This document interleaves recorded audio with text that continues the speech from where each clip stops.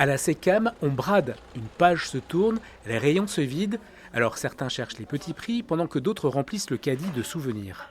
J'ai couru dans les rayons quand j'étais petite. Et là, on vient prendre les derniers souvenirs, des cahiers à dessin, des choses pour faire la fête, du matériel scolaire. Un réseau de 4 boutiques entre Aveyron et Cantal, 40 000 références, un fichier de plus de 18 000 clients. Et si à Saint-Flour et Aurillac, les salariés devraient reprendre une scope, ici, à Rodez, l'aventure commerciale s'arrête au bout de 37 ans, faute de repreneurs. Je n'ai pas réussi à vendre mon activité commerciale, j'ai vendu les murs, mais pas l'activité commerciale.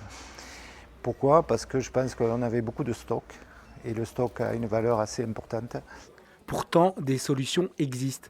Des structures aident, conseillent, financent, accompagnent des créateurs et des repreneurs d'entreprises.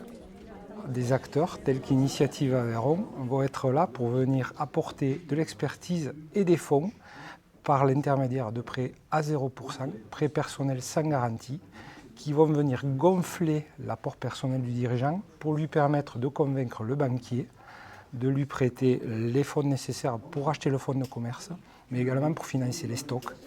Dans ce forum, plus de 90 porteurs de projets sont épaulés, conseillés, accompagnés, même Roxane qui vient du Vaucluse pour reprendre un café-restaurant avec son compagnon. C'est une reprise, mais c'est de la création puisqu'il faut créer des liens avec des fournisseurs qu'on ne connaît pas forcément. Et puis c'est vrai que tout ce qui est accompagnement, il y en a beaucoup, mais c'est régionalisé. J'avais commencé effectivement par mail, par le téléphone, mais là du coup en plus on les voit en vrai, donc c'est toujours agréable. Pour sauvegarder emploi et savoir-faire, un seul mot d'ordre, il faut partager les expériences. Il y a beaucoup de clubs de chefs d'entreprise. Il y en a énormément en Aveyron en plus, qui permettent d'avoir des amis, des collègues, des égaux avec qui ils peuvent parler de leurs difficultés, de leurs projets ou autres.